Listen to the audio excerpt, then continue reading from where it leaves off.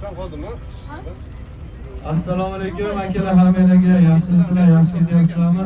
Qiyinchilik yo'qmi? Avtobuslarimiz, komfortlarimiz joy-joydami? Qaranglar, diqqat bilan qaranglar, sheriklar qolib ketmadimi? Hamma chiqdimi? Sizlarga ikki og'iz e'lonimiz bor. Bizning ijtimoiy tarmoqlarimizda, Instagram, YouTube tarmoqlarimizda kanallarimiz bor. O'sha yo'lovchilarimiz, vatandoshlarimiz aldanib qolmasliklari uchun, pasaytliklar qo'lga tushib qolmasliklari uchun shu narsani yo'lga qo'yganmiz. YouTube programmasiga kirasizlar. Poyezd joyiga 94lik 131 409 yozsanglar, poyezdga bosasizlar, keyin bizning kanalimiz birinchida chap qo'lda chiqib keladi. Videolarimiz, avtobusdagi videolarimiz hammasi chiqib keladi.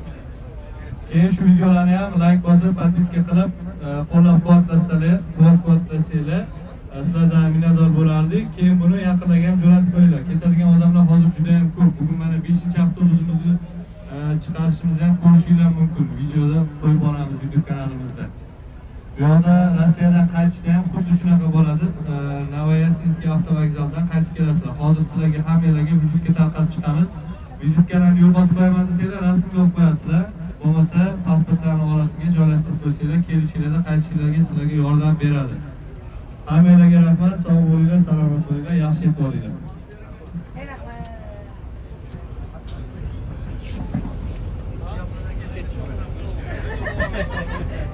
Qaytaraman 94 131 99 99. Bo'ldi, kallada qoldi. Nabi Bo'ldi, Sara qildi.